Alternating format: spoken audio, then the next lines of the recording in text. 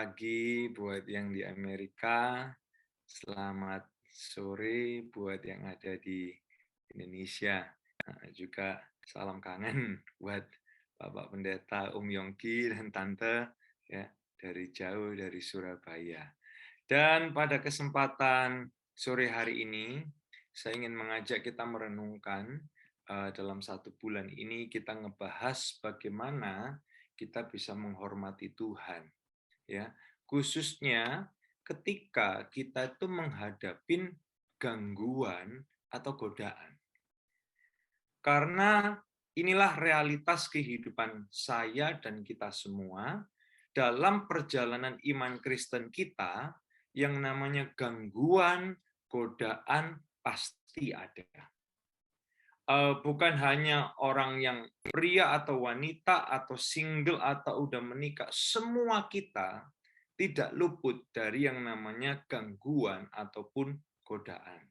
Apalagi dalam perjalanan iman ini. Nah, bagaimana kita menghadapinya dan kita bisa tetap menghormati Tuhan ketika kita menghadapi hal-hal seperti itu. Nah, kalau saya ingin ajak kita renungkan ya bersama-sama, siapa yang pernah minum hal yang manis-manis atau makan yang manis-manis ya. Nah, gangguan itu ibaratnya itu seperti hal yang manis-manis. Saya punya staf di kantor, ya kita kalau lihat dia minum es Milo, masih ingat es Milo ya, bagi yang di Amerika mungkin udah lama nggak tahu Milo itu apa, itu susu coklat, tetap dikasih susu kental manis yang coklat juga. Jadi itu double sugar betapa manisnya itu, apalagi kalau di Surabaya siang-siang memang segar. Nah, kadang kita kasih tahu dia gitu, hati-hati loh ya manis-manis. Oh nggak apa-apa, nggak apa-apa, nggak apa-apa. Soalnya panas, soalnya lemes, soalnya nggak seger, selalu ada alasan. Belum usia 38, ini baru 36. Tiba-tiba, ya ini bukan tiba-tiba sih, ini akumulasi gitu ya. Nah, darahnya mengeruh, darahnya mengental, lukanya 3 bulan nggak bisa menjadi kering, ya, livernya ada fatty liver, ginjalnya sudah mulai agak kalah, gulanya nggak bisa diturunkan kecuali dibantu obat dan lain sebagainya. Nah, ibarat gula manis, demikianlah juga gangguan dan godaan. Nggak apa-apa kok, nggak apa-apa, it's fine gitu. Seperti menghadapi gula yang manis, kita terhadap gangguan dan godaan kita juga berkata, it's okay, aku masih rasanya ada di jalan Tuhan gitu. Tapi tiba-tiba kita udah jauh dari tujuan Tuhan buat hidup kita. Nah, sehingga bagaimana nih kita bisa menghormati Tuhan ketika kita ini setiap hari mengalami gangguan dan godaan. Saya ingin mengajak kita melihat orang yang bernama Nehemia. Ini yang akan kita lihat bersama. Nehemia ini dia bukan nabi besar, dia bukan pendeta, dia bukan raja, dia bukan pahlawan seperti Daud dan lain sebagainya. Dia bukan kontraktor hebat.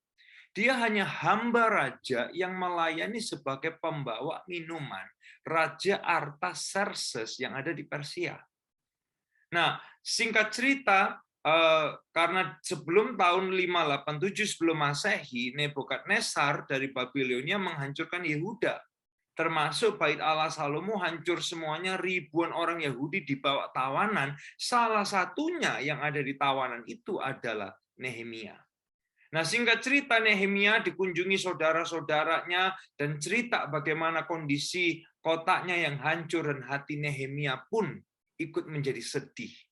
Kemudian dia ingin membangun ulang tembok itu dan dapat izin dan terjadilah dia membangun ulang tembok kotanya. Nah, tapi saat dia mau lagi kerja, gangguan ada. Saat Tuhan panggil dia melakukan sesuatu yang terbeban di hatinya, godaan datang. Saat Tuhan mau pakai Nehemia dan kawan-kawan untuk pekerjaan yang mulia, ada aja gangguannya. Nah, dari cerita Nehemia, saya sendiri secara pribadi, saya ingin mengajak kita semua juga bagaimana kita menghadapi godaan ini dan tetap menghormati Tuhan. Yang pertama saya ingin mengajak kita melihat realitanya adalah gini. Kalau musuh tidak dapat hancurkan kita, dia akan ganggu kita. Saya ulangi lagi ya. Kalau musuh tidak dapat hancurkan kita, dia akan ganggu kita.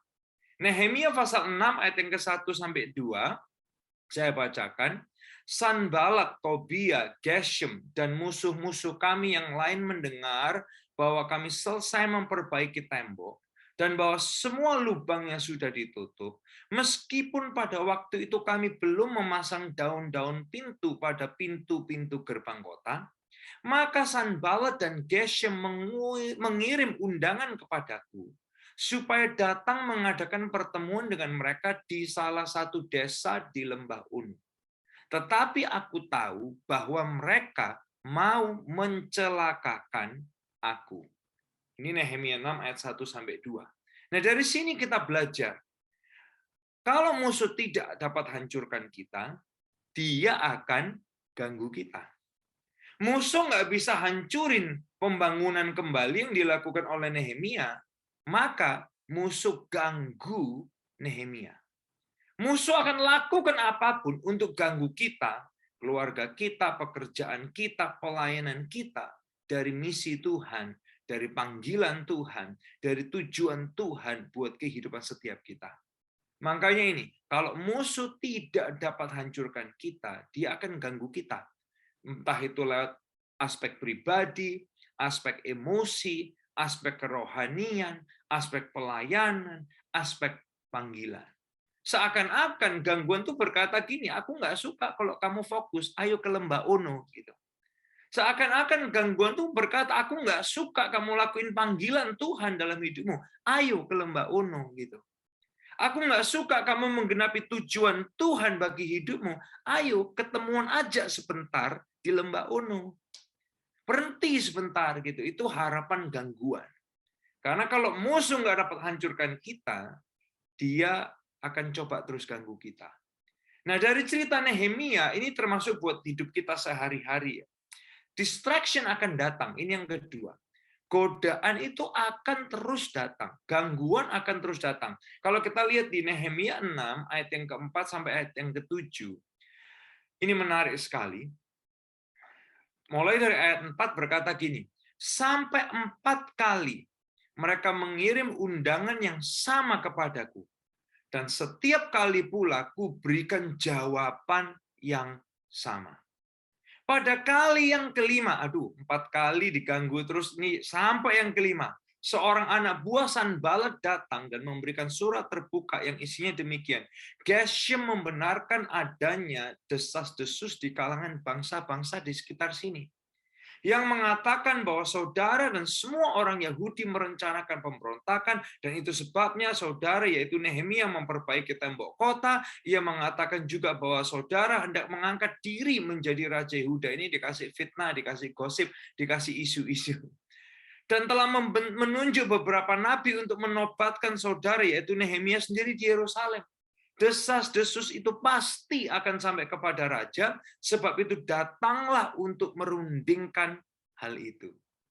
Wah, ini godaan itu nggak hanya terus datang, tapi godaan dan gangguan bahkan datang dengan ini, tipu daya. Ini kalau dipikir-pikir kan, ini benar juga ya, omongan orang-orang ini musuhnya gitu ya. Gimana kalau beneran nih? Wah, gimana kita mematahkan isu ini?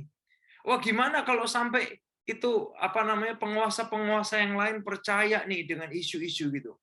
Nah, musuh itu akan tipu dan perdaya kita untuk ganggu kita.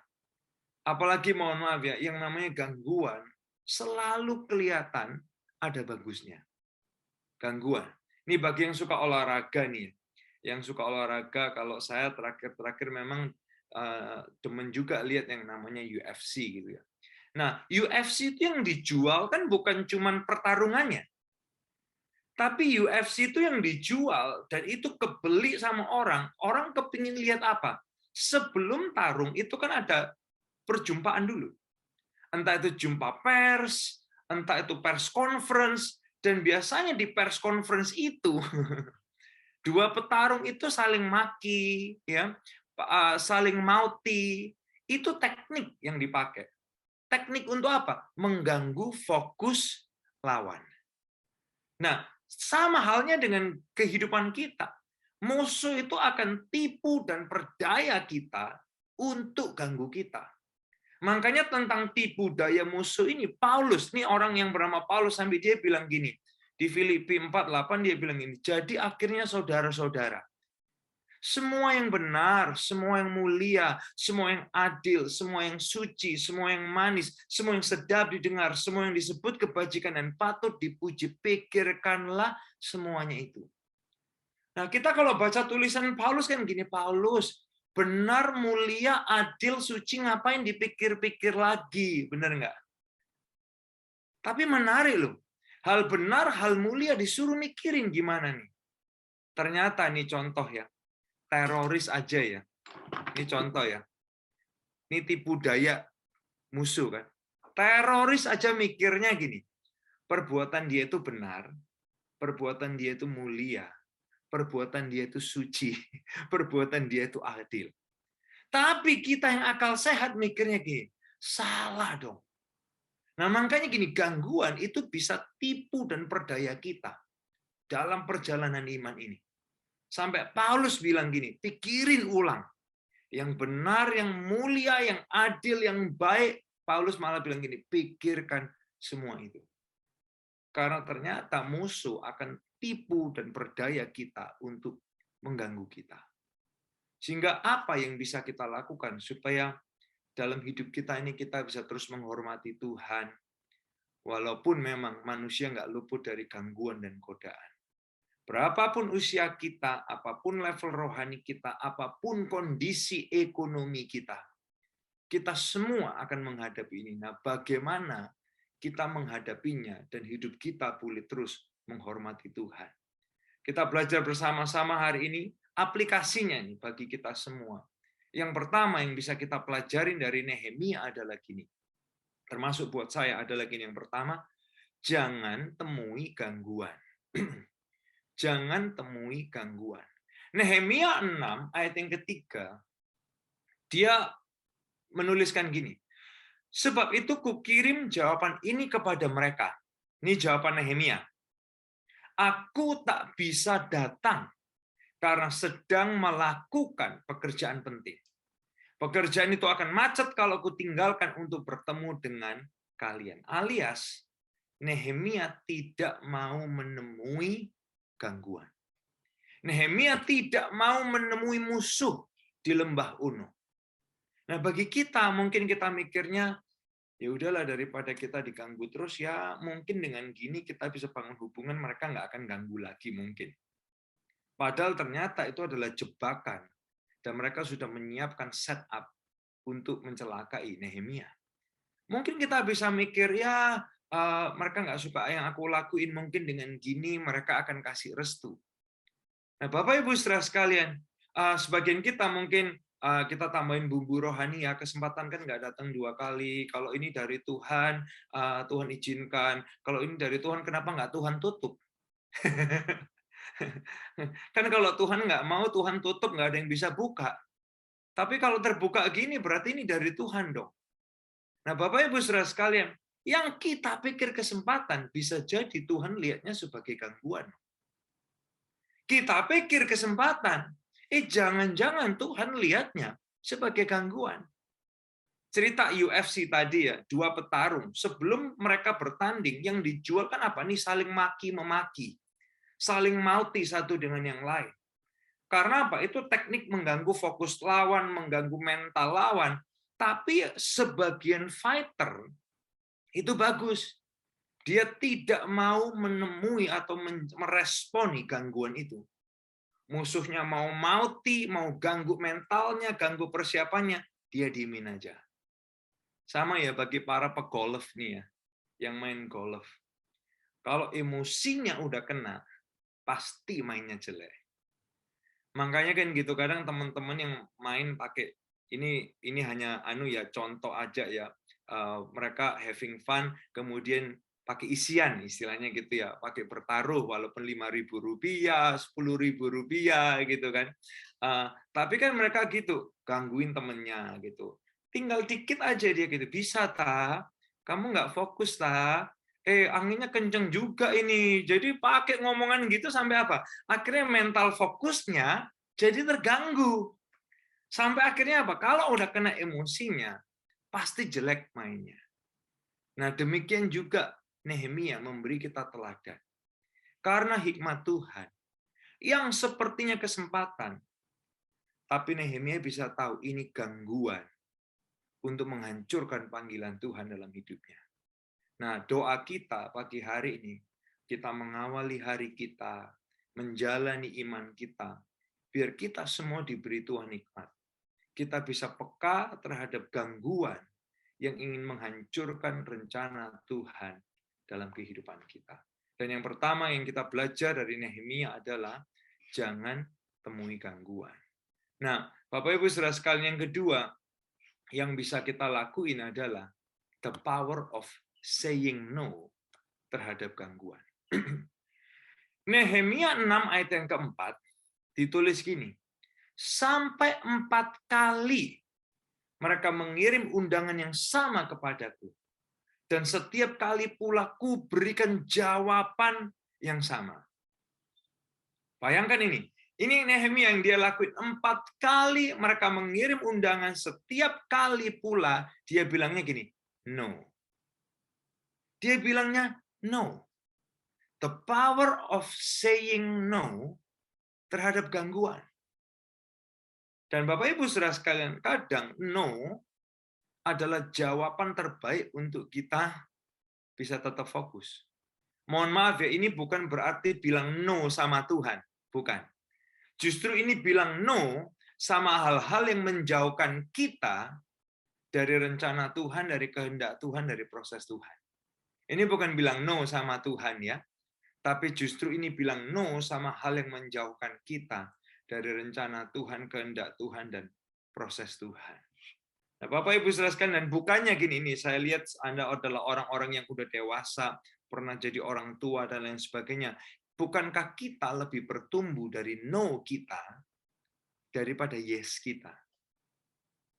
Waktu papa mama kita bilang no, memang sakit. Tapi justru dari situ we grow in disiplin, self-control, belajar prioritas, kuat mental, dan lain sebagainya. Waktu kita mendidik anak kita dan kita berkata no, anak kita lebih bertumbuh dari no kita daripada yes kita. Nah, sehingga belajar dari Nehemia, saya sendiri juga belajar menghadapi gangguan yang tiap hari bisa datang. Dan hidup kita bisa menghormati Tuhan adalah ini, the power of saying no. Nah, sebagian kita mungkin tanya, bagaimana saya tahu ini distraction atau bukannya? Ini jawabannya. Semua yang tidak membuat kita semakin serupa dengan karakter Tuhan, itu gangguan yang menjauhkan kita dari kehendak Tuhan. Termasuk pelayanan bagi saya ya. Saya lagi ini bukan bilang no sama Tuhan, enggak, tapi bilang no sama hal yang menjauhkan kita dari rencana Tuhan. Dan bagaimana saya tahu ini distraction atau bukan? Semua yang tidak membuat kita semakin serupa dengan karakter Tuhan, itu gangguan yang menjauhkan kita dari kehendak dan rencananya. Dan yang terakhir, yang bisa kita pelajari dari Nehemia adalah menghadapi gangguan, kita bisa menang bersama Tuhan, bersama firman, dan bersama Roh Kudus. Yesus menghadapi godaan iblis, dia dilawan, dia diganggu dengan firman. Tapi dia juga melawan dengan firman. Matius 4 ayat yang keempat, dia pakai gini, di dalam Alkitab tertulis. Matius 4 ayat yang ketujuh, dia balas, di dalam Alkitab tertulis juga. Matius 4 ayat yang ke-10, dalam Alkitab tertulis. Yesus menang bersama firman dan Roh Kudus. Dan kembali ke cerita Nehemia. Nehemia 6 ayat yang ke-9. Mereka mencoba menakut-nakuti kami, supaya kami menghentikan pekerjaan itu. Aku berdoa, ya Allah, kuatkanlah aku. Dan di akhir cerita, kita tahu Nehemia menang bersama Tuhan. Pembangunan kota selesai, karena Tuhan di pihak Nehemia, Tuhan yang kuatkan Nehemia dari semua gangguan. Iblis nggak suka saat keluarga kita kuat. Iblis nggak suka saat pekerjaan kita kuat. Iblis nggak suka saat hidup kita jadi kesaksian.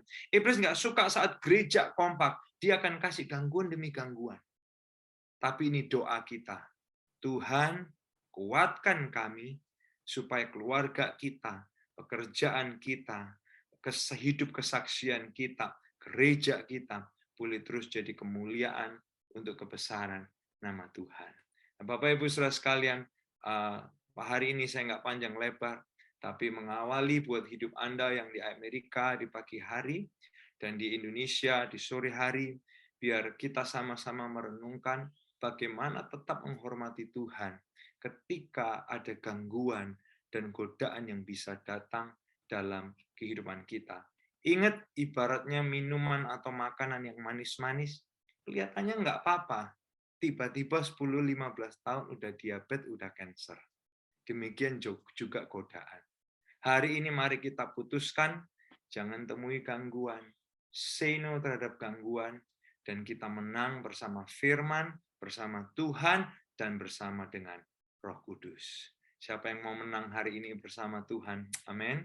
Iya, mari kita berdoa bersama-sama. Terima kasih Tuhan untuk kehadiran-Mu dalam hidup kami. Terima kasih untuk firman dalam hidup kami. Terima kasih buat Roh Kudus bagi hidup kami. Kami percaya Tuhan dalam perjalanan iman ini, kami bisa dan kami boleh menghormati Tuhan. Dan kami bisa menang atas semua gangguan dan godaan. Karena kami punya Tuhan, kami punya firman Tuhan, dan kami punya Roh Kudus. Sertai setiap langkah kami, setiap keputusan yang kami ambil, boleh terus membentuk kami to be more like Jesus. Terima kasih Tuhan, berkati terus komunitas PMC New York, untuk kemuliaan nama Tuhan, juga PMC di Philadelphia dan di kota-kota yang lain, Tuhan pakai selalu. Di dalam nama Tuhan Yesus kami berdoa. Amin.